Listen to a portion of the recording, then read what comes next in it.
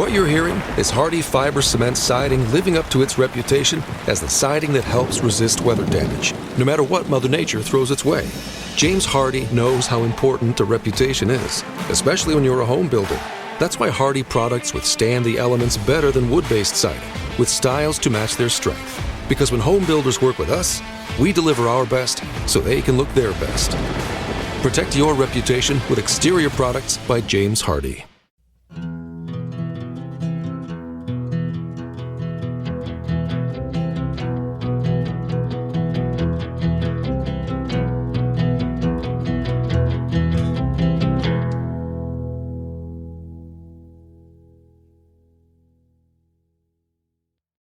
Hello, everyone, and welcome back to National Park After Dark. We have a little bit of a twist for you today. Unexpected twist, because Cassie is under the weather. Say hello, Cassie. Sure am. If you can tell, my voice is pretty much gone.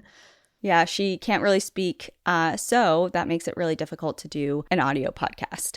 We just got back from one of our group trips, which was awesome, and in just the following days, Cassie kind of went downhill, and she's being a trooper, but her voice is just pretty non-existent. So we're not going to put you through or her through an episode with that. So we came up with something for you in the meantime. And that is, we're going to be releasing one of our outsider only subscription episodes, which we released.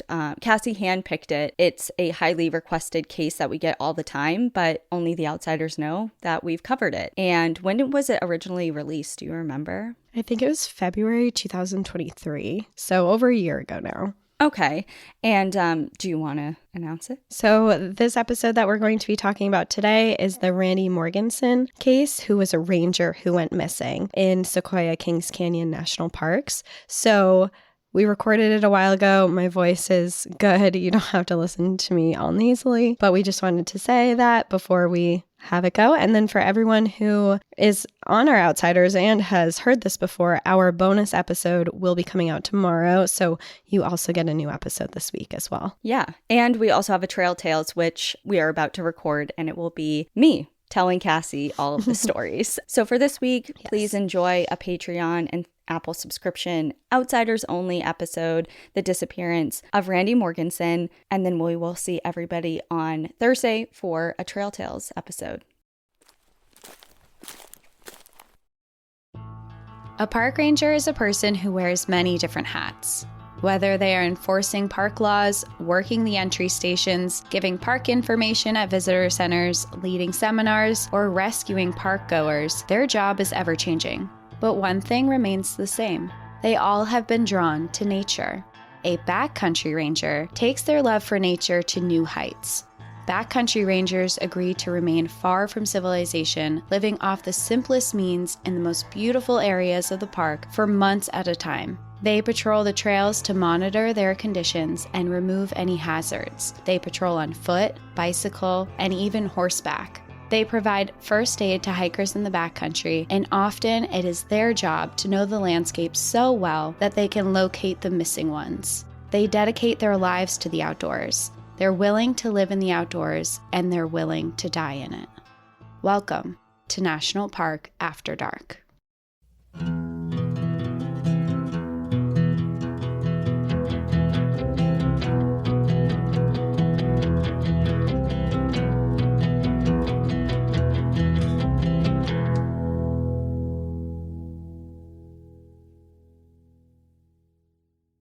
I have a sneaky suspicion that I know what this story is about. Do you? Because I think this is a story. Is this one that's been so highly requested, like for the last year? I think so. People have been requesting, and someone even mentioned it on Patreon. They said, I really want you to cover a certain book, or I have a feeling this might be a certain book. And maybe it is. I am going to be talking about a ranger who went missing. His name is Randy Morgenson, and he was in Kings Canyon, Sequoia area national parks. Okay. And the book that everyone is referencing, it's called The Last Season by Eric Blem, and it's a New York Times bestselling book. I used it pretty much for, I would say, 80% of my research for this episode. And it's a really good book, too. This is definitely it. Yeah. Cool. Well, I'm excited to give the people what they want. Yeah. Well, welcome, outsiders. We have another bonus episode this month. We're excited to talk about this one and this book recommendation. This is a crazy book. It's a really wild story, and we haven't been to Kings Canyon in a while, which I'm excited about. And we actually might be going there this year. Yeah, we're trying to plan our own little trip to go hang out there next summer, or this summer, I guess. It's 2020. It's 2023. Holy shit. Yeah. Yeah, pray for us. I have no idea when we're going to... We really want to do it, but we have like this Excel spreadsheet of our trips and then other obligations just with life. Yeah. And it's just like finding a little area of time to do that. Well, speaking of being super busy, I'm crazy busy right now because we're recording this. It's a Thursday night and I have to wake up super early in the morning because I'm doing my very first avalanche safety course and backcountry winter course. Yeah. I'm excited for you because, like, selfishly, I'll know that if I'm with you, which I am like 90% of the time when I'm like doing anything like big, you know, I'll at least know that you have the knowledge. It's like I could potentially maybe save you. Right. Yeah, exactly. Well, it's cool too because we talk about it like don't go up Mount Washington in the winter. I'm doing it on Mount Washington in the middle of January. We're hiking up to Tuckerman's Ravine, which if you're familiar with or not familiar with Mount Washington, one, it is the worst weather in the world, has been recorded there. It's the highest peak in New Hampshire in the White Mountains, and Tuckerman's Ravine is kind of this big, like, it's like a half bowl. It's a ravine, literally, that people go up to backcountry ski and snowboard, and it's also an avalanche zone where people have died. Well, that's why you're going to learn there. Yeah. And it's like the perfect conditions to just get thrown to the fire. So, and you'll be with professionals and all of that. Yeah, it will be really fun. I'm excited. I'm also a little bit bummed because usually I say there's avalanche conditions and stuff, but New England has been going through a really warm streak. So it's actually been like no snow, raining. I'm sure it's a little bit different up on Mount Washington, but even on Mount Washington, they said that there's not the amount of snow that there usually is up there. And they originally were saying, you know, bring your snowboards, bring your skis, bring snowshoes with you, and they emailed us today and was like, you don't need to bring your snowshoes or your skis. Oh, so, wow. Yeah. So the conditions are quite different. Well, Yeah. either way, so it's 3 days? Yeah, it's a 3-day course, 8 to 4. Okay. For 3 days. Nice. I'll be hanging out up in the White Mountains for 3 days, which I'm excited about. Well, and you'll come back with a little more knowledge. I mean, we read about it all the time, and it's just nice to have the experience under your belt. Yeah. So, especially because you do a lot of solo hiking. Yeah, that's part of why I won't do solo like avalanche territory, but it's part of why I wanted to do it, is just to have it teaches backcountry stuff too. Nice. Well, we will be excited to hear about it Yeah. when you get back. Yeah, and some of the people leading it are on the rescue teams that are up there. So that'll be cool to meet people who are part of that. And I guess kind of, I don't know, just see their end and experience their real-time knowledge, which will be cool. But speaking of rangers and rescue people, I'll go into my story of Randy Morgenson, because Randy Morgenson was a legend for the Park Service, and he was a legend because he had a deep knowledge of the Sierra Mountains, but his ability to find missing people was unmatched. He was the person, he was the go-to for if someone went missing. And my story is going to be about his life, but it's also going to be about the fact that he was one of the most renowned rangers in the park at the time for finding missing people, and then he went missing himself. Ooh, okay.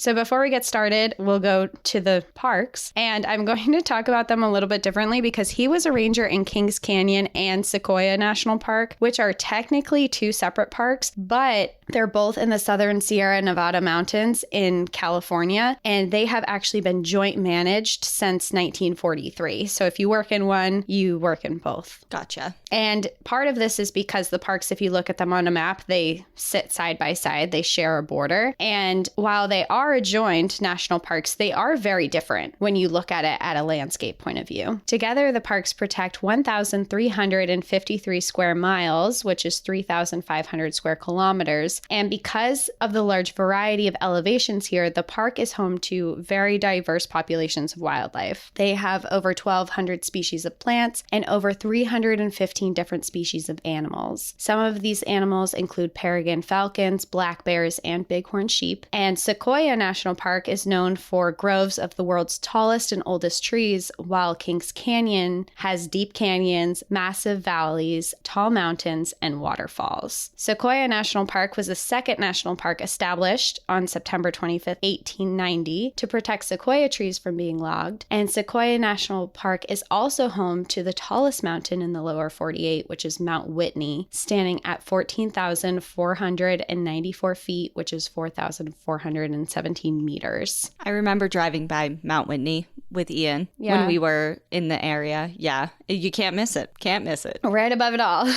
Kings Canyon National Park was established 50 years after Sequoia on March 4th, 1940. And before it was known as Kings Canyon, there was a park there known as General Grant National Park. It existed, but it was later expanded and renamed Kings Canyon National Park. So Kings Canyon is that national park plus a lot more land. General Grant, the second largest tree in the world, is also located in Kings Canyon. Both of these parks are famous for their hiking trails and backcountry adventure possibilities. The famous John Muir Trail is located here and stretches all the way to Yosemite. Because over 95% of both parks are designated wilderness, there are over 800 miles or 1,287 kilometers of trails, with 24 of the 27 Sierra Nevada mountain range summits being located within these parks. Also, because this park is so remote in so many areas, there have been over 500 search and rescue missions that have been conducted inside these parks. Park Ranger Randy Morgenson played a huge role in many of those rescue missions and eventually became the reason for one. So let's talk about who Randy Morgenson was. Randy was always destined to become a park ranger. Randy grew up in Yosemite Valley with his brother, mother, and his father. Both of his parents were avid outdoors people, but his father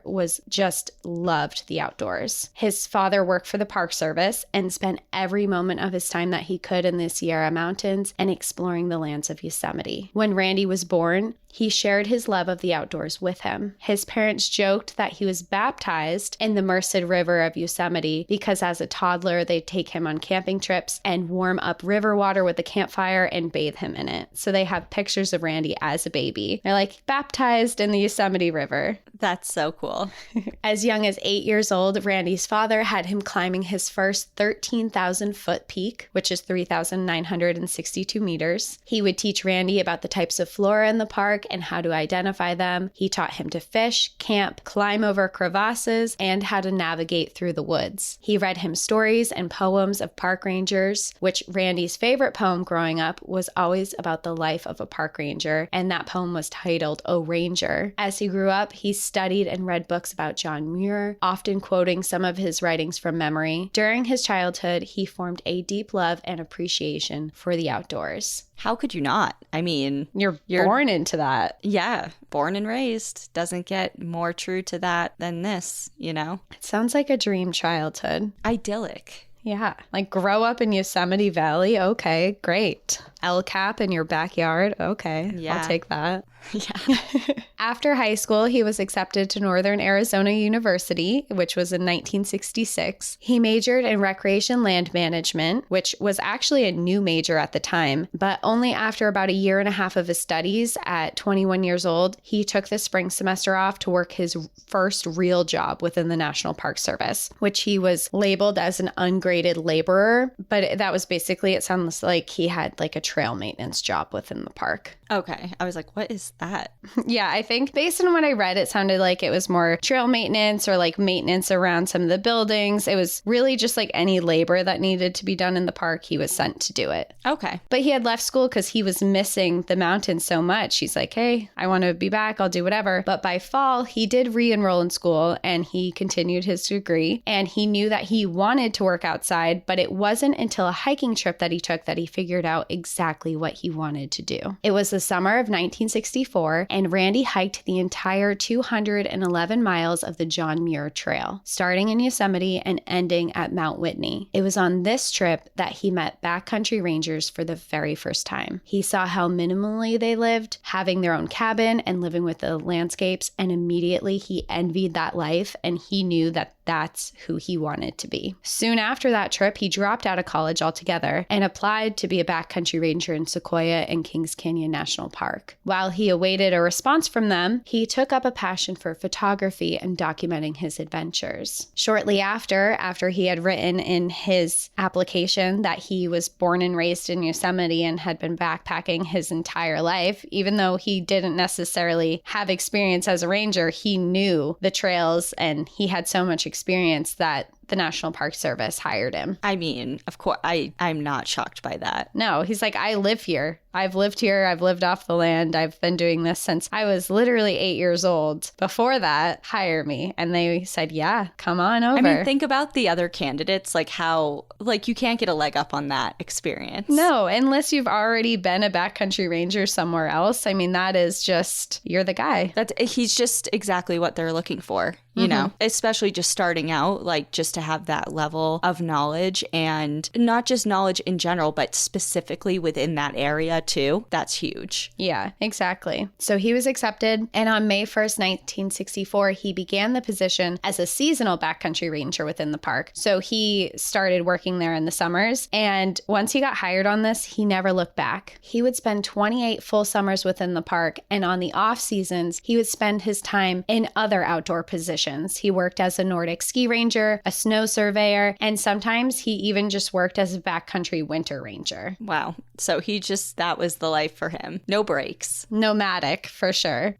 Over the years, he learned the mountains and the trails better than anyone. He spent so much time there that he hardly ever even needed to use a map. Often, along with his ranger equipment, he'd carry around a diary and his camera to document his time in the wilderness. His job as a ranger ranged from a lot of things, but one aspect of his job that he became notorious for was his ability to find missing people. Over the 3 decades of his time there, he conducted countless search and rescue missions, and even if he wasn't around or wasn't working certain rescue missions, it was almost protocol to call him and asked for his advice if someone were to go missing. Randy had the ability to look at a missing person's last known whereabouts on a topo map, picture the terrain that they're in, and imagine how that terrain would direct a lost person in those locations. And he could make just a judgment call right from that. And he could just take his finger, point to a spot on the map and say, go here, you're gonna find this person there. And they would. Whoa. There was one instance within the park where a Boy Scout went missing when he became separated from his group, and rangers could not find him before night came. That night, they consulted Randy on what they should do, and he looked at the topo map of where his last known location was. He traced his thumb over a few lines and pointed to an area and said, this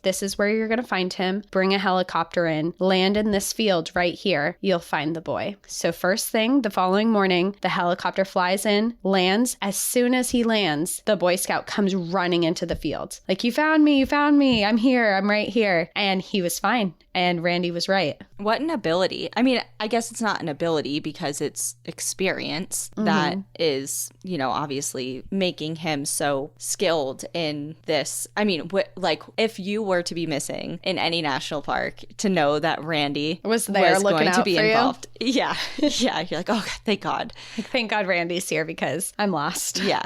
Exactly. And he knew, he just spent so much time out there. I mean, when he was working as a backcountry ranger, he would be out there for weeks sometimes. And he would just be patrolling all the trails. He knew all of them like the back of his hand. And just looking at a map, he could picture exactly what that location was and be like, well, if I was someone who didn't know the trail, where would I walk? And he could just figure it out in his head. And he had a really high success rate for finding people. Well, it's a combination of experience, knowing the terrain, and also, like you kind of just said, putting yourself into the mind of someone else. Like, not just what would I do, but what would I do if I had this level of experience, and then taking in all different accounts, like how long they've been out there. Are they, experiencing anything that would mess with their judgment calls, like dehydration, heat exhaustion, starvation, whatever, weather. Exactly. So he's just, taking all of these different moving parts and creating a plan from there. Like, that's really impressive. Yeah, he had a really good understanding of the people who were coming into the parks, and he used that ability to his advantage. And he saved a lot of lives in this. And his experience, he ended up becoming one of the main rangers there. And he had like an overview of everyone. He was the seniority that was there. He was always the guy to go to because of these abilities. And you said he worked there for 3 decades almost? Mm-hmm. Yeah, so that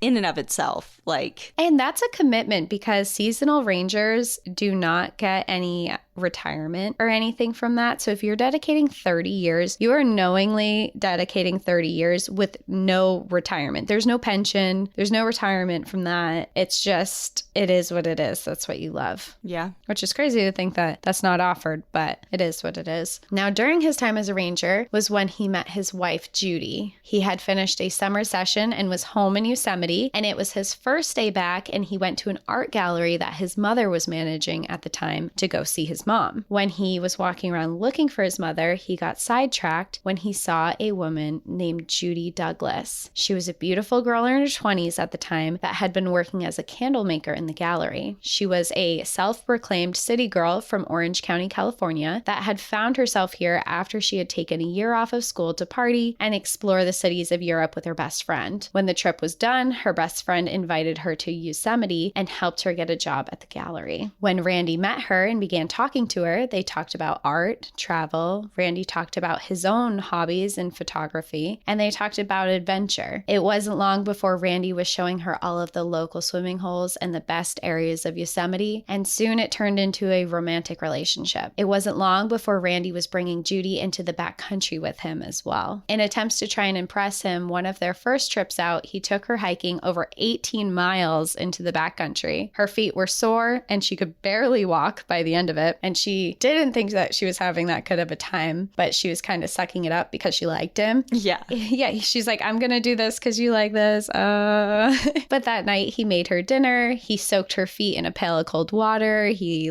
rubbed them for her, and it was a really romantic night together. And she's like, okay, I'm having fun. From then forward, their vacations and trips together almost always involved venturing deep into the backcountry, no matter where they went. And often they did travel to southern Utah and Arizona. They fell in love quickly. And although Judy knew he was a free spirit and ultimately he would mostly be gone in the mountains, she loved that about him, and she decided that she would follow him anywhere, and it was okay that he was such a nomadic person. And she also knew that his job was very dangerous at times and also very taxing. He would often confide in Judy about how difficult some of the missions had been. During one winter as a Nordic Ranger in Yosemite, his first recovery he was sent on was one of a plane crash, where he was the person who was extricating the bodies from the wreckage, which turned out to be one of the most difficult things he had ever done as a ranger. And Judy was the person that he leaned on to talk about those kind of things with. Mm-hmm. When the seasons changed and Randy would leave Yosemite and go back to Sequoia and Kings Canyon, he would sometimes be out in the wilderness for weeks at a time and be unreachable. This created concern for Judy, even though sometimes she would go on to the backcountry with him to spend some time and see, and she would actually hang out with him on his posts for sometimes weeks at a time if she was able to. But they were spending so much time apart, and Judy was feeling really uncomfortable in their relationship, and she felt like there was no real commitment. So one day she called him and she said, I need more of a commitment from you.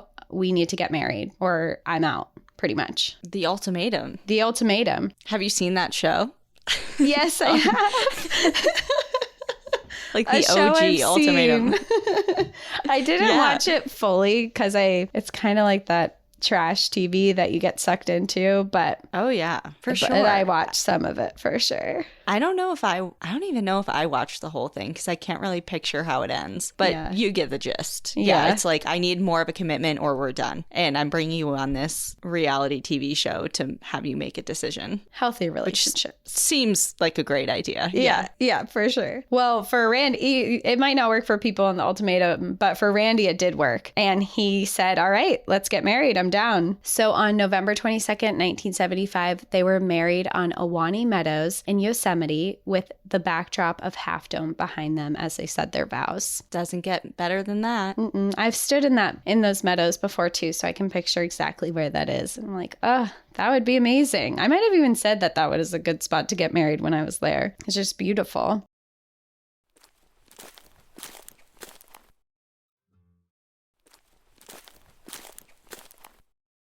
Eventually, Judy accepted a job at Yosemite working for the Yosemite Mountaineering School in the summer, and Randy was off as a ranger in Sequoia and Kings Canyon in the summer. So they were separate. When he wasn't there, he was often taking backcountry trips elsewhere. So even when he was back from his summer working in this park, he would spend time in other places. He would go to Alaska. He would go to different countries. He'd be venturing with friends. So he was really gone a lot, and they spent very little time together. After a year and a half of being married, they had really only spent like 3 months physically together. Wow. I mean, I thought I was an independent person. I don't think I could do that. Yeah, me either. I think of that and I'm like, that's really tough. But Judy was really confident in their relationship because other people said the same thing to her. They're like, how do you have a marriage that you never even see the person? What do you mean? How do you stay connected? And Judy said that she was really confident. She always stuck up for her relationship and she'd say, I'm very secure in this relationship. I know that we have such a connection that the distance doesn't matter because it's all worth it when we get back together. I mean, power to her for sure. Like, honestly. Yeah. And it's a different time. What is this? The 80s, I'm guessing at this point? This is in the 80s. Yeah. And so like, yeah, you can call each other here and there, but especially if you're out in the backcountry, there's no, even if it was in today's day and age with a cell phone, because I'm just thinking back to like, as far as personal experience, the first almost a year that Ian and I dated was long distance. Mm-hmm. And like, we just lived in different states. We had different things going on. And I would agree that it was worth it because when we were together, like our connection, like everything you just said, I can agree with. But we had a miniature computer in our pockets that we could text and call and FaceTime every day. And so it made the distance more manageable and easier to swallow. Mm-hmm. But in their situation, wildly different. Like, yeah. I mean, I don't know if I could do that.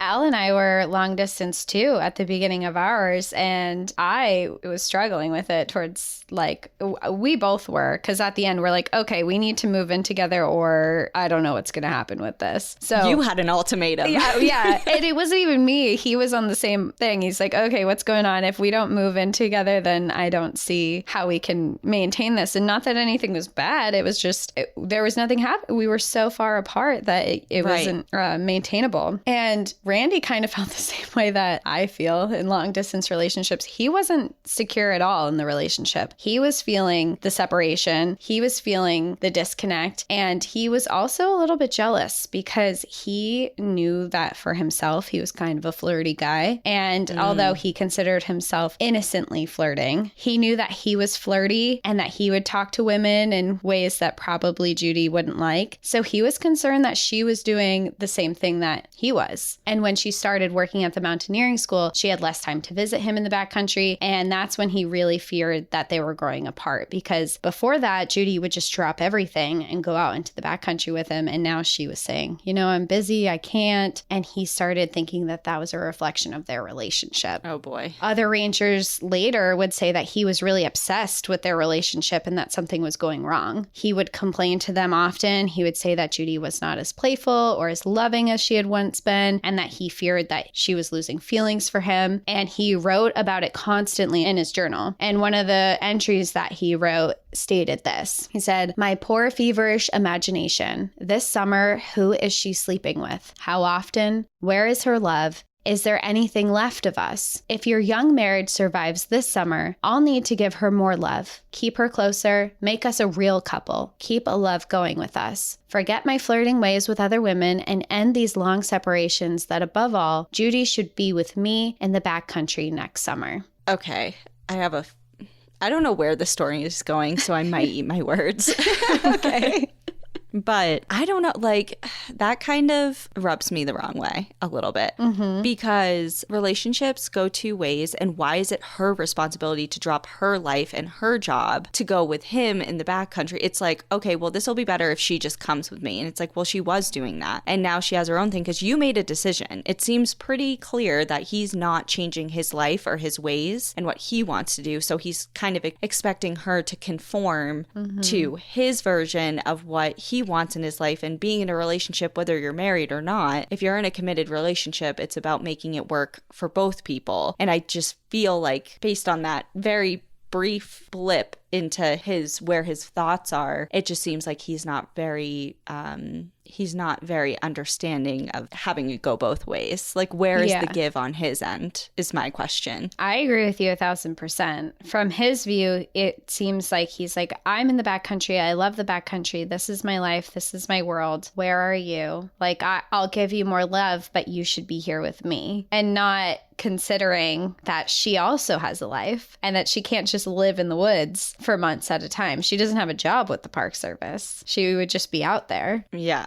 And it's kind of like she would be living for him. And I don't know if that's the Sagittarius in me. Like, I'm having a visceral, like, is my neck red? I feel like I'm getting... You're like, I'm heated. If someone did this to me, I would feel caged. And I mean... my favorite song, and this is gonna, I don't know, we're going off a deep end here, but my favorite song, it's like, it's been done many, many times over the years, but I think it came out in like the 20s, like 1920s. Okay. Not 2020s, people. And it's called Don't Fence Me In. And if you look up the lyrics, it's like all about like, give me freedom or give me death, essentially. And it's like, don't fence me in, don't cage me in. Like, I want to be out in the West, and like, I want to get on my horse and just ride. And I'd rather just not be contained. And I feel like this is, it's just giving me, yeah, exactly. I'm feeling cagey. I'm not even involved. And I'm feeling I'm feeling claustrophobic right now. I can't do this relationship. It just riles me up. Like, I'm sure. Okay, I'm going to shut up so you can continue because I was just going to ask. I was just going to ask how, like, did she have certain feelings about his mindset with that? Well, at this point, she's kind of in her own little world because she's not feeling any of these things. She thinks she got this job at the mountaineering school, and what I read is that she was really excited for it. She was having a really good time. She was being taught to climb in Yosemite. She was learning things, and she was really happy, and she was also very content with their relationship. She was kind of independent herself, so the distance it bothered her, but not to the point where that much as of yet, because she was like, we're far away, but I feel very solid in our relationship. I'm not worried about it. Meanwhile, he was having all of these concerns, but he wasn't really voicing them to her that much. It's also a very interesting, I swear I'll let you get back to the story. But it's like, you're probably like, this isn't even like a huge significant part of the story. It does. It ties into a lot of the story. Okay, well, what was I going to say? Oh, yeah, like his concern, like it just is very telling because she's like, I'm great, like we're secure, I'm doing good, like it's not bothering me as much. But for him, when he's like, I wonder what she's doing because like you said, he's a flirt. And it's like, I don't know, it's like, is he concerned because he's not acting very appropriately and he thinks that, it's just like. He's worried. Yeah. I don't know. Because he's misbehaving. It's like when people, what's that thing? It's like when someone is doing a behavior, usually they project it on other people and worry that other people are doing it. And accuse people of. Yes. I've done that before in a relationship. Don't recommend. Don't recommend. Oh my God, that's so funny. Well, I don't know. I don't know. It's just like from that one little journal entry, it's just very telling. Yeah. Well, I mean, it will tie into the rest of the story as we go on. And actually, kind of soon. But I'll talk about a couple other things before that.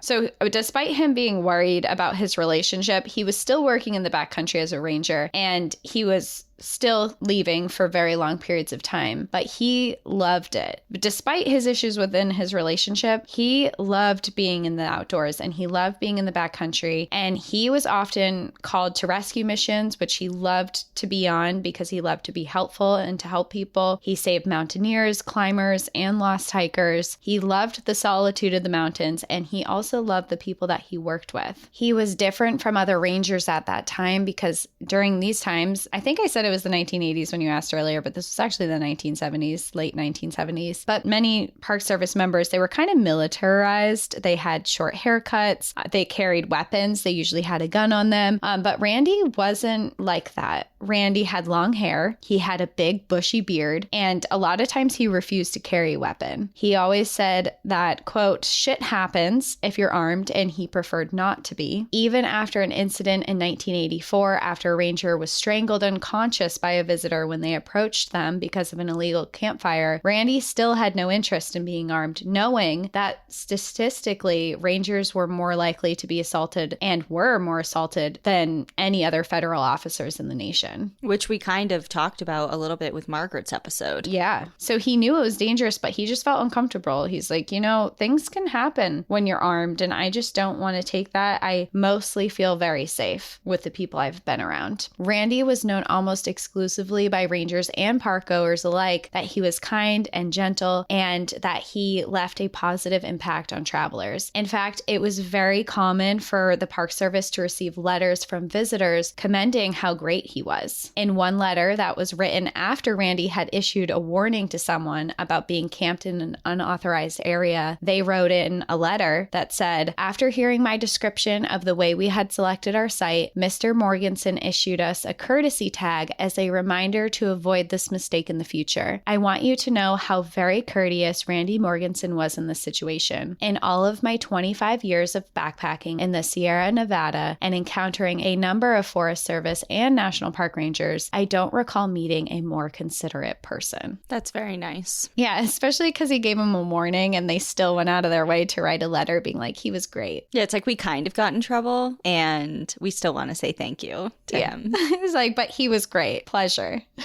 And again, while his ranger duties and his job as a ranger was going really well, his relationship with Judy continued to be strained. She would join him in the backcountry when she could, but often he felt alone and very distant from their marriage. When he began working with a backcountry ranger named Lo Linus, a woman who had been a ranger for over 12 years and had fallen in love with the outdoors and with the High Sierra Mountains, he started to resent some things about Judy. Judy came to the outdoors because he did, and not because she had this inherent need to be outdoors, like how he felt about the outdoors. He questioned kind of the type of person that he should be with, and that if Judy should be that, because he thought that the person that he should be with should be someone who loves the outdoors as much as he does. So when he started working with Lo, who was not only a backcountry ranger, but was also an outdoor education teacher in the off season, he became enamored with her, and they began an affair. Their relationship began late in the season during an EMT training course in 1993. It became complicated very quickly because they weren't discreet about their relationship at all. And one ranger, George Durkee, who was also one of Randy's best friends, began to ask about Judy. Randy responded to that he didn't want to be constrained by Western morality and begged him not to tell Judy. George, who had been friends with both of them, said that he couldn't lie to her and that if they ended it immediately, then he would not say anything to Judy. But otherwise, when he saw Judy next, if she had any questions or concerns at all, he was going to tell her right away. I mean, that's very fair, I think. I think that's fair perspective. too. Yeah, it's like, okay, I'm leaving it in your hands. You have a decision to make, and this is just where I stand. Yeah. But, okay, so here's the thing. When he said, here's the thing, I'm mad. I'm upset because what did he say? He didn't want to be constrained by Western morality? Yeah. So, like, the confines signs of a monogamous relationship. Is that what he's trying to say? Mm-hmm. Okay, well, that's all well and good. I mean, I read a book. Okay, book rec, everyone. Sharp left turn. It's called The Ethical Slut, and it's very interesting. I love the title. That's what caught my eye, but I ripped through it. It's very good. Or oh my God, what's the other one called? Untrue or Unfaithful or something. It's by her. The author's name is Wednesday, and I'll never forget that because I love that name. But anyway, so both the books essentially are about different types of relationships that are the non-traditional, quote unquote, monogamous relationship, and it has with a focus on women in those types of relationships. But anyway, if you're gonna like say I don't want to be confined by that, it's like that's so fine. Like go for it, but you can't just be like that's your stance, but don't tell my wife that. Don't tell my partner that. It's like, I'm sorry, we have to be on the same page with that. Like that's very important. Like you can't be in a non-monogamous relationship with someone who thinks you are in one. Yes, exactly. When you are, whatever your relationship is, you can decide whatever that wants, but there is agreement between the people that you are in a relationship with that has to be agreed upon. And you can't just be like, well, you're monogamous, but I'm not, but we both think that we are monogamous and that's how it will stay, because I don't believe in Western society's ideals. It's like, okay, that's fine, but Judy needs to know. Does Lo know that he's married? I mean, I'm guessing. Yes, if everyone Lo knows. Yeah, Lo knows that he's married. Okay, interesting. I'm not trying to shame anyone because God knows I have. We won't go there. I've done some questionable things growing up as a teenager, but we're 32 now. We're old and wise. Yeah, we're wise beyond our years. Truly. No, we're not. Anyways. There's our relationship advice. Please do what you will with that. So basically, George said that he's not going to lie to her. If she asks any questions, he's going to say. And Randy was not thrilled with that. But Randy and Lo's relationship continued, and more rangers became aware of it. And it was also clear that this wasn't just like a fling or an affair that was happening. The two of them were actually falling in love. And that was very clear. Judy was also feeling that something was wrong in their relationship and had concerns about how they had drifted apart. So before she was feeling secure in it, but now she's noticing that things are changing and things are different. And it had been going on for a while now, but one day on October 17th, she gave her best friend Gail, who was the one who got her the job in Yosemite. Originally, they had traveled to Europe together that I mentioned before. She called her to wish her a happy birthday, but it wasn't long into their conversation that Gail asked how she was doing, and Judy started to cry and told her of the troubles that her and Randy were having. She explained that she hadn't seen him in months and asked him to come home soon, but he responded that he would be in the backcountry again for several weeks. Well, it happens that very same night, Gail went to a club in Santa Cruz to listen to some live music for her birthday, and guess who she sees? Randy. With Lo. Mm-hmm. Gail asked him what he was doing in Santa Cruz because she had just gone off the phone with Judy, who said that he was in the back country for several more weeks. And he was awkward. He stuttered a little bit. He begged her not to tell Judy that she had seen him. And when he walked away after their conversation, she watched him. He had said, oh, I'm with like a bunch of rangers here. We're out for the night. But it was very clear that he sat next to a blonde woman who was Lo. And it was very clear right away that they were together. Oh boy. God, I'm just like having heart palpitations. I don't know why this is getting me so this is like trauma-filled relationships, like past trauma resurfacing. Like I'm going 15. I'm just like got transported like 10 years back in my life, and I just like I'm having a difficult time with it.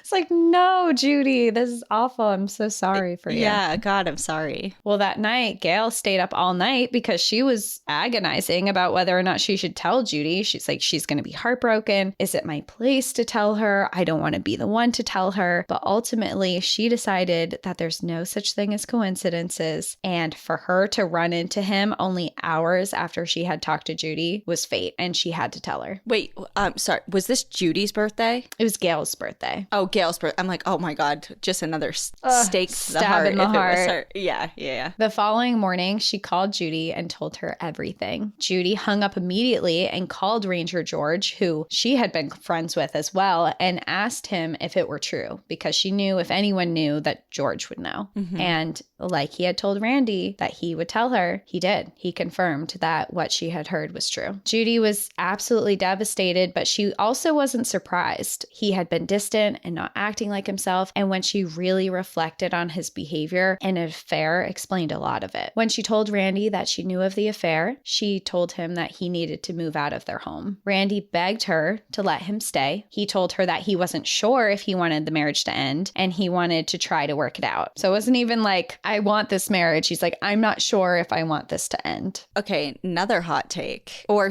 maybe some kind of surprising, but like, I also feel bad for him too, because like, obviously he's in the wrong in a lot of ways, but like, if he's seriously in love with somebody else and he obviously has feelings towards his wife too, and just like out of feeling bad for hurting her and this and that, it's like to be in a position like that too is obviously difficult. Clearly, he's a good guy. He's a nice guy. He just is in a really hard situation romantically. And I'm sure he's now in a position where I just get the feeling when he was like, don't tell her yet. I don't think it was like coming from a malicious point of view. I think he just genuinely was like, I don't know what to do. Like, I don't know what I want. I don't know. I don't want to hurt my wife. I'm in too deep now with Lo. Like, I'm in a shitstorm and I don't know what to do. You know, it's like there are some stories like this that it's like the guy's just cut and dry a piece of shit, or the woman, whoever's doing it, you know? And it's like, I just don't get that vibe from him. And I also don't know how this story is, where this is going. So I also could eat my words now, but it's just a feeling I get. Yeah. And I mean, he is well liked. He does some really amazing things for people. He saves people's lives. And also I do feel for Randy too. I mean, I feel for Judy really badly because I've had similar situations, not like to this extent, but I've had like people not be great in relationships. But also if you look at Randy's point of view, he's gone for months at a time alone. And the only other person with him sometimes is Lo, who's a backcountry ranger in the same place as him. He has no communication with his wife, hasn't seen her in months. He has no companionship out there. Not saying it's right by any means, but I can totally understand how a relationship like that could start. Yeah.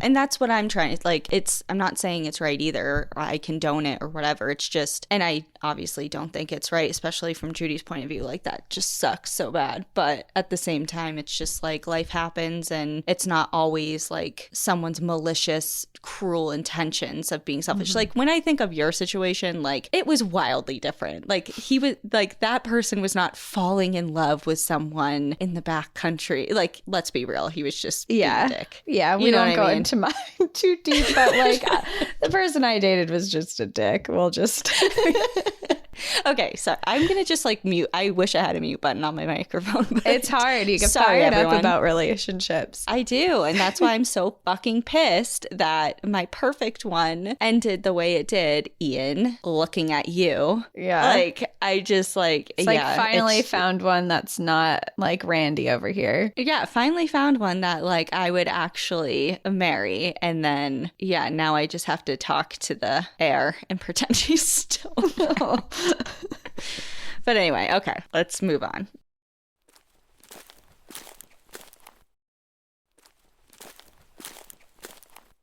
So basically, Judy told him she knew, asked him to move out. Randy begged her to let him stay. And he said he wasn't sure if he wanted the marriage to end. And Judy was kind of in a tough spot too, because her mom had just been diagnosed with cancer and she was really upset. She had a lot of stuff going on emotionally on her end. And she decided to give him another chance. She wanted to try and work out their marriage. They had been together for several years at that point. But a lot of her trust for him was gone, especially when the following season he began working with Lo again. Okay, my opinions are just all over the place. Like, now I'm not Team Randy. I wasn't ever Team Randy, but you know what I'm talking about. Randy promised her that the relationship would be over and she couldn't control Lo's employment. And Lo did know of the situation with his wife, and so did all the other rangers around them. But even though Randy had promised his wife that their affair was over, when they started the new season, their relationship began again. They spent weeks in the backcountry on patrol together, and often they were the only two out there together. At the end of the season, though, in mid-September, after he had hiked out to Bench Lake Ranger Station, which was more of a shelter for backcountry rangers than an actual station. He went there to help Lo demobilize it for winter. He said to her as soon as they finished their job that their relationship was over. He told her that he needed to actually focus on fixing things with Judy and that he could no longer pursue this relationship. And Lo was devastated because, again, this wasn't just an affair for her. She thought that they were falling in love and that maybe he would leave his wife someday, that they could be together. She was very invested in this. Randy went to Sedona that winter, where his wife Judy was now living, and they lived together. Their relationship was still very strained, but Randy was trying to make things better. He did a lot of this by trying to fix himself. He felt a lot of turmoil, insecurities in his life, and ending his relationship with Lo had been really hard for him as well. He spoke with psychiatrists, he read self-help books, he talked to friends about how depressed he had been feeling and how much anxiety he had been feeling within his life and his relationship. He also promised Judy that he would not go back to his ranger position the following summer. They did not need money at the time, and they had not spent any time together in months. So he said, I'm going to stick around for this year and I'm going to work on our marriage. I want this to work. But within this, with him working on himself and him saying that he's going to stay back, he became so wrapped up in himself and his own emotional issues that were going on that he was actually failing to pay that much attention to Judy, which was kind of the point of him being home. Even when she got the phone call that her mother had died from cancer, he didn't offer her condolences. He didn't offer to go with her because her mother was living up in Yosemite. He didn't offer to drive her to the airport. He barely said anything when her mom died. I'm very confused by him. I'm trying to figure him out, and I can't, because I was just, as you were describing all of the effort he's putting in, I'm like, oh, he's doing the work, and this looks promising. But now I don't understand. It sounds like he was just so wrapped up in his own emotions that he didn't have the capacity to worry about another person. And Judy was the brunt end of it, unfortunately. But she was still very much loved him. And she was also going through a lot of heartbreak herself. So she wanted, despite this felt like a final straw, but she was like, I'm going to try. And they said, we're going to try to keep this relationship going. And they decided that a good way to do that was to go back to one of their big trips that they used to do a while ago. So they decided to do a road trip, and they decided to road trip to the Grand Canyon National Park, Navajo National Monument, Monument Valley, and Mesa Verde National Park. They hiked, they took photos. Randy was attentive and sweet, and Judy finally felt like she was able to let her guard down with him on this trip. This trip was magical. They felt like they were falling in love again. But on the way to Mesa Verde, Randy informed her that he was going back to Kings Canyon and Sequoia National Park for the summer, and he was going to be a backcountry ranger again.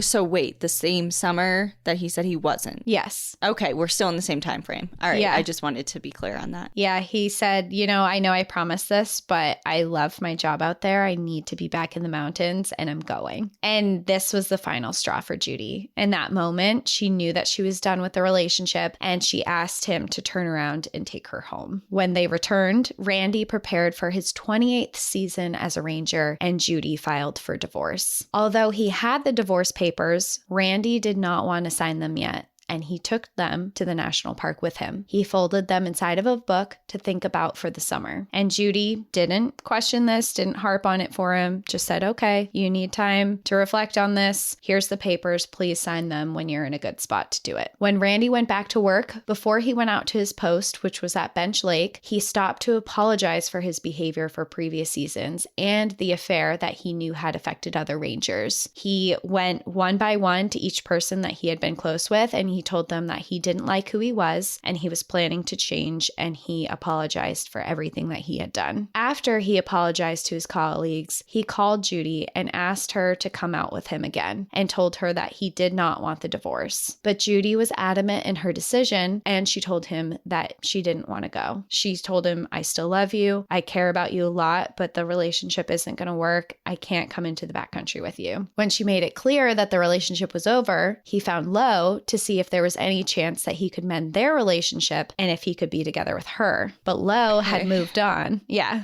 He's like, okay, that didn't work out. I'm going to go check out Lo. But at this point, Lo had moved on, and now she was in a relationship with a man who would end up being her soulmate and who she would spend her life with. So she said, no, I found someone who's not in a relationship who I love and care about very much. I'm not going to risk that for whatever we had. Good on her. Before going to Bench Lake, he had long conversations with ranger friends about life and relationships. They talked about their love for the mountains and the Sierras, which the rangers kind of noted was a little odd because usually as soon as Randy would get to the national parks to start the season, he would kind of just book it. He was waiting to be back out in the mountains. He liked the solitude. So they did note it was kind of weird that he was hanging around for hours talking with them, talking about life. He was asking for relationship advice. He was really kind of opening up, which was also something that Randy didn't do before. He was kind of tight-lipped about stuff, especially his feelings. But eventually Randy did go into the backcountry, and it was like every other season he had done before. Nothing seemed to miss. He had grabbed his pack. He had done everything he needed to. He had a radio. He had been working the trails. He had been in communication with everyone. But then something a little strange happened. On July 20th, 1996, Randy radioed to George Durkee and his wife. That was his friend that we've talked about before. And it wasn't a normal radio to talk about the trails or things that were happening out there. He just radioed in, and it seemed like he was just looking to talk to someone. He was just asking miscellaneous questions, just small talk kind of things. And they thought that was a little odd. And after several moments into the conversation, he abruptly ended it by saying, "I won't be bothering you two anymore." The following morning, he left a note at his station saying he would be gone for 2 to 3 days, and he went out on patrol as usual. But from then on, Randy was unreachable. After several days that Randy had failed to check in by radio, Ranger Rick Sanger, a second-year backcountry ranger, hiked through the night to his station at Bench Lake because he was so concerned. He found Randy's note from July 20th, confirming that he was overdue from when he said he would leave and come back. It was July 25th now, 5 days later, not 2 to 3 days, and the ranger reported him missing. Nearly 100 rescue personnel searched over 80 square miles of wilderness around Bench Lake Ranger Station. The first thought was that his radio may have died and he was heading to another ranger station, but the days continued and he never showed up. People began to question if he had up and left the park to start a new life because of his troubles in his personal life, but his car was parked where he had left it and there was no activity on any of his bank accounts. They deployed search and rescue teams, volunteers, aerial searches with helicopters. They used infrared cameras and search dogs, but it appeared that Randy had disappeared without a trace. What further confused searchers was Judy received a letter in the mail from Randy that was postmarked 2 days after his disappearance. After 13 grueling days of searching the park day and night, they officially called off the search. They had not found a single sign of Randy anywhere. Judy believed that he had died while on patrol, while others thought he ran away because of his recent relationship issues. Part of why Judy believed he had died was because she had a very vivid dream of him dead and floating on a lake. Some believed he may have completed suicide because of the mental struggles that he had been dealing with prior, but it wasn't until 5 years later in 2001 that they would finally get answers. It was July 14th, 2001, when a group of 4 conservation members set out on a backpacking trip. They were descending from Pyramid Peak, which is a 12,279-foot mountain, which is 3,895 meters, when they found an old tattered backpack that was lying on the ground. When they saw it, they labeled it as trash and picked it up to carry it out. But the next day, they stumbled across a hiking boot sitting along a creek leading to Window Peak Lake. When they approached, they found inside the boot was a perfectly preserved skeleton of a foot with a leg bone sticking out. The group scoured the area looking for any other remains. They found a thermometer, a granola bar wrapper, a piece of what they thought was a skull, a large leg bone, and a fragment of a pelvic bone, and a bottle of sunscreen. They gathered everything and they put it in plastic bags. Then they noticed a pair of green shorts that looked like a pair that rangers would wear. They reported and brought what they found to the ranger station, and very shortly after, a team was flown into the Window Peak Lake area. This was an area that they had searched for Randy before, but previously had been covered with ice. They found his radio at the top of where the creek drained into the river. After examining the scene, terrain, it is believed that he had fallen through a snow bridge and had broken his leg, and his body had been hidden beneath the ice when the Rangers searched prior. Some believe that it was an accident, while others think he meticulously calculated his own death to make it look like an accident. Because he had never signed the divorce papers, Judy was entitled to $100,000 if he died on duty, but she would not be entitled to that if it were a suicide. Because of how long it took to find him and his remains having been consumed by wildlife, it was impossible to ever confirm his exact cause of death. To this day, his cause of death remains unknown. That being said, he remained a legendary ranger within the park. He knew rangers better than anyone and can be credited for saving countless lives and helping backcountry visitors for almost 3 decades. Today, there is a mountain just north of Mount Whitney named after him called Mount Randy Morgenson. Whoa. I have chills up and down my body from that dream that she had. She was adamant too. She's like, I know he died on duty because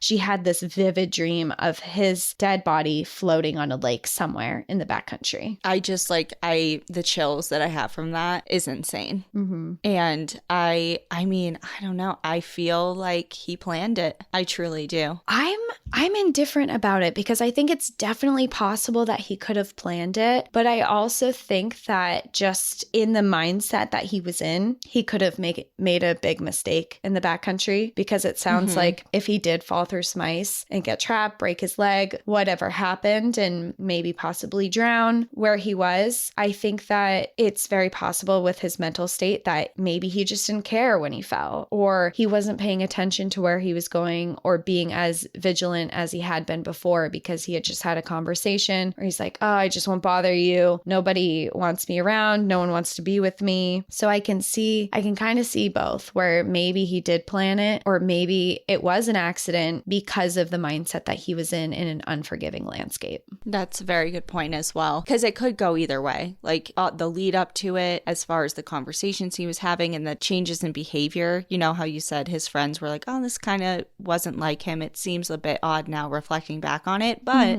that doesn't mean that he was suicidal. It just means that he was lonely and going through a difficult time in his life and wanted support from his friends. Like, that's not unheard of by any stretch, you know? So I do get that part of it as well.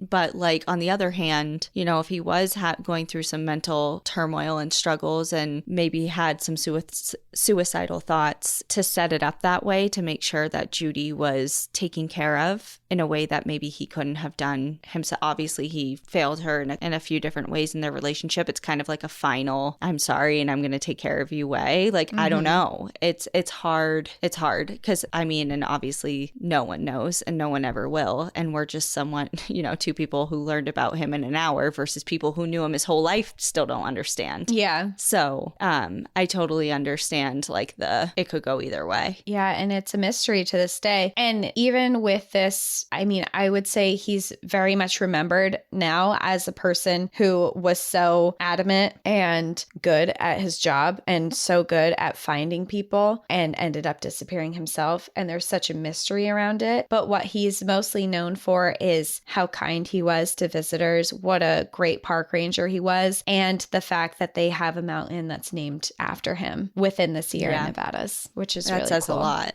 Yeah. It says a lot about his character and dedication to, you know, his love, which was ultimately the outdoors. I mean, obviously he loved Judy and Lo and whatever, but ultimately the outdoors always won. Mm-hmm. Yeah. He couldn't stay away. Wow. What a story. I was up, down, and every way in between. Now I'm sad and I'm sorry I ever talk shit about him. I think it's okay to talk shit about how he was in a relationship, but we're not all perfect. He definitely made some mistakes. It's very clear on that, but how he was in his relationship doesn't change the good parts about him either. So I don't think it's bad to talk shit. Well, it doesn't define you. No, it doesn't. It doesn't define you. So, and I think that goes for everyone, you know, like how you behave in some relationships versus others or whatever. So. Yeah, for sure. Like I've been a much better girlfriend in some of my relationships than I have been in others, for sure. And I don't think those times define me and my bad. I do not think poorly of you no matter what, Cassie. Thank you. You're welcome. Same with you. Thank you. It's like we clearly were bad because we're both like rationalizing that it's okay. Okay, we've turned new leaves over the last decade, so everyone needs to, yeah. It's okay. We understand you, whatever end of the relationship side you're on. We'll just put it like that. That's why we're so empathetic, okay? Yeah, because we've been Or is on it both sympathetic? sides. We've been probably empathetic because we can feel how they feel. We've been on both sides of these relationships, so we understand from every point of view. But kind of going into changing the course, if you are interested in learning more about Randy Morgenson, The Last Season by Eric Blaum is a lot of my research for this episode. But I will say that there is so much that I did not talk about with him because the book is long. It's in short writing. It's written, or it's in small writing. And the book is written really well, but it goes into a lot of the rescues that he went on. It goes deep into his time as a ranger. It goes further into their relationships and the aftermath of things that happened after he disappeared and things like that. I would say it is totally worth a read, even though we've done a podcast episode on it and you know the gist of the story. If you're interested in him as a person and their story and Judy, I would say definitely read the book because there's so much more information on there. Well, you said it's a New York Times bestseller too, right? Yeah, it says, right, I have the book in my hand right now. It says winner of the National Outdoor Book Award, and it's a New York Times bestselling author. Oh, cool. Yeah, Nice. and there's pictures in here that are really cool. There's a lot of pictures of him in the backcountry just doing stuff, and they have some of his photographs that he took because he was a really good photographer. And the book goes more into his life as a photographer because he had some things published. Some of his work was published. You know, he was an all-around really interesting guy. There's pictures of their wedding in Yosemite in here. It's a really cool book. Well, I'll add it to the list somewhere. Yeah, cool. Okay, well, thanks for that emotional ride. And I think we just went off the rails a little bit, but that's okay. It's okay. I hope everyone still loves and accepts us. And that's it. It was an emotional one for sure.